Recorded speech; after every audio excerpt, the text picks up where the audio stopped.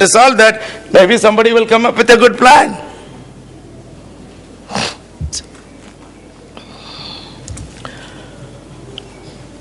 I was talking about encouraging municipalities at Karur and all that and so on. And we need a high-level committee with a focus, dedication and a goal. We are going to solve this problem in 1 year or 6 months.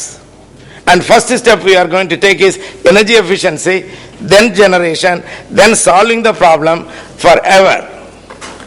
Now after doing this, what I can do is also, I am working on some technology now, which I can go back now. See, I am working on some technology for which I don't have any time, where I have saved 41% for residents in Florida. I am cutting down the bill, 41% there. In New York, 26%.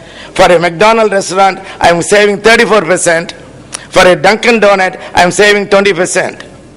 And I think I have the plan and the technology to save average 25% for residents and commercial. And I want to do it in America, all over the country. And என்னுடைய தமிழகமும் தாயகமும் விரும்பினால் அவர்களுக்கும் செய்ய காத்திருக்கிறேன், என் கடன் பணி செய்து கிடப்பதே. ஒன்று power, இதை நம்ம இது பண்ணணும். ரெண்டாவது, I can also see, I have been in construction in New York for last 40 years. And I have been working on traffic, highways, and எப்படி இதெல்லாம் பண்றது அப்படின்னு சொல்லிட்டு. So new ideas எல்லாம் all over the world, I can bring it to Tamil Nadu. And the traffic in Mount Road, we have to move. We can't stay there for 2 hours. We don't have the time. Similarly, in every town, we need to have the most recent innovative technology to get this done. Similarly, in the railways, compared to Europe, அங்க இதெல்லாம் பாத்தீங்கன்னா நம்ம speed only 50%. இங்க 60 மைல்ல போயிட்டு இருக்கான், அங்க 160 mile. அங்க magnetic levitation, அப்படியே லிஃப்ட் பண்றான், அங்க இதெல்ல. See, these are all things we cannot afford to lag behind. We have to go ahead and do it. And if the Indian government or the Tamil Nadu government is interested, I am available to help them out. It is not about money, it is about my country, it's about my state, it is about me, it is about you. And I am here, we got to change it. Thank you. அனைவருக்கும் வணக்கம். நாமெல்லாம் தமிழ் மொழியின் சிறப்புகள் பண்டைய காலத்துல நம்ம அப்படி இருந்தோம் இப்படி இருந்தோம் எல்லாம் பேசிட்டு இருக்கிறோம், கேட்பதற்கு ரொம்ப இனிமையா இருக்கு.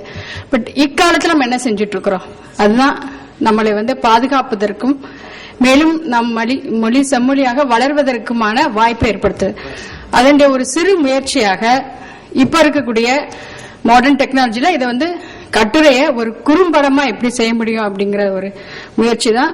ஸோ தற்கால உலகில் தமிழ் செம்மொழியில நான் தமிழர் வைத்தியத்திற்காக எழுதப்பட்ட ஒரு கட்டுரை, பட் ஆனா இதை அறிவியல் தமிழ்ல போட்டிருக்காங்க. ஸோ இக்குறும்படத்தை பார்ப்பதற்காக எல்லாரையும் அழைக்கிறேன். பிற்போக்கும் எல்லா உயிர்க்கும் சிறப்போவர் செய்தொழில் வேற்றுமையான் யாதும் ஊரே யாவரும் கேளீர். தமிழராகிய நாம் பண்டைய காலம் தொட்டே உலகம் ஒன்றே என்றும் அனைத்து மக்களும் ஒன்றே என்ற பரந்த சிந்தனை உடையவர்கள் என்பதற்கு திருக்குறளும் புறநானூறும் ஒரு பெரும் சான்றாகும். இவற்றை பல சங்ககால இலக்கியங்களிலும் தமிழர் வரலாற்றையும் மேலும் ஓலைச்சுவடிகளையும் ஆராய்ந்து பார்த்தால் நன்கு புலனாகிறது. சிந்தனைக்கே எட்டாத காலம் தொட்டே பல நாடுகளுடன் வணிக தொடர்புடைய நாம் சிறந்த சிந்தனை மற்றும் செயல்பாடுகள் உடையவர்கள் அல்லவா? அதுபோலவே தமிழ் மண்ணில் உருவாகிய வர்ம மருத்துவமும் உலக நோய்கள் பலவற்றிற்கும் தீர்வளிக்கிறது என்பது உண்மை. இன்னும் ஒரு தலையாய பிரச்சனையை நாம் சிந்திக்க வேண்டிய கட்டாயத்தில் உள்ளோம். அது உலக வெப்பமயமாதல்.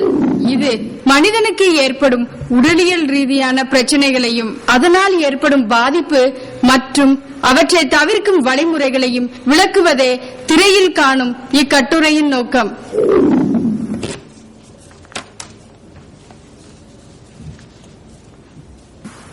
உலகம் என்பது சூரிய குடும்பத்தின் ஓர் அங்கம்.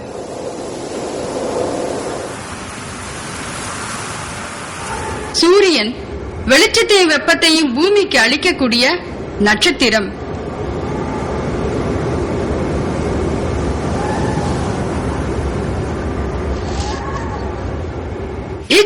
சூரியனின்றி எந்த ஒரு உலகில் நிகழ்வும் இல்லை. உதாரணம், மழை பொழிதல், தாவரங்கள் உணவை தயாரித்தல் ஆகிய முக்கியமான செயல்பாடுகள் சூரியனின்றி நடைமுறை சாத்தியமில்லை.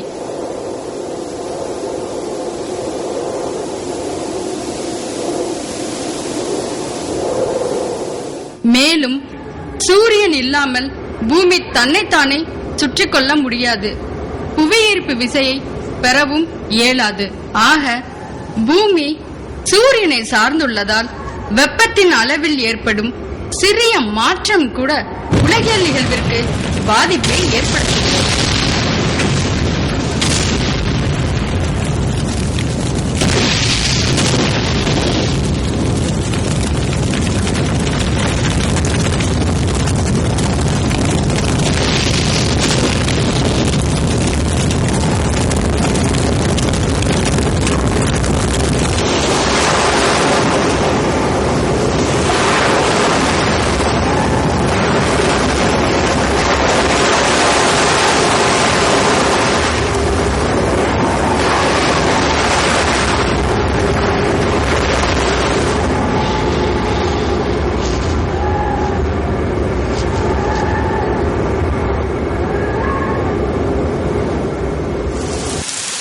இன்று பூமியின் வெப்பநிலை வெகுவாக உயர்ந்துள்ளது.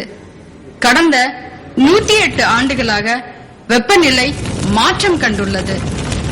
அவற்றுள் மிக அதிகமாக 1999 மற்றும் 2002 வெப்பத்தின் அளவு 7.2 ஃபாரன்ஹீட் உயர்ந்துள்ளதாக பதிவுகள் நமக்கு காட்டுகின்றன.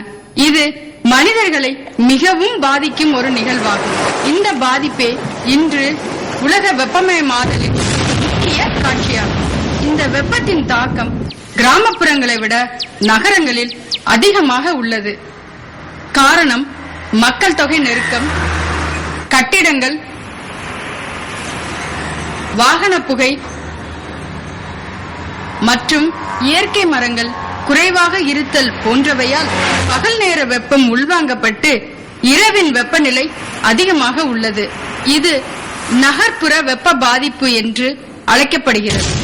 நமது உடல்நிலையின் வெப்ப உயர்வை காய்ச்சல் என்கிறோம்.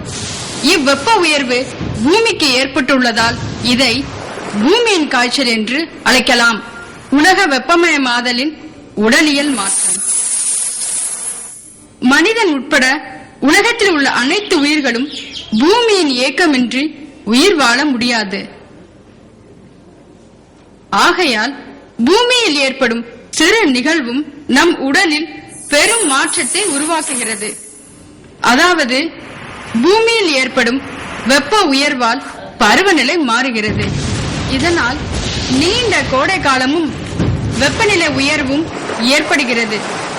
மேலும் பருவநிலைகள் மாறி உள்ளதால் ஏற்படுத்திய வெளிப்புற சூழ்நிலை மாற்றம் உடலின் உட்புற சூழ்நிலையையும் பாதிக்கிறது. பாதிப்பு எவ்வாறு ஏற்படுகிறது எனில், கடந்த 2000 ஆண்டுகளாக ஒரே சீரான பருவநிலை இருந்துள்ளது. ஆனால் இந்த நூற்றாண்டில் மட்டுமே வெப்ப உயர்வால் பருவநிலை மாற்றம் அடைந்துள்ளது.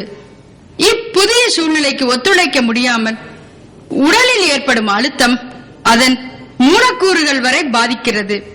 இதனால் DNA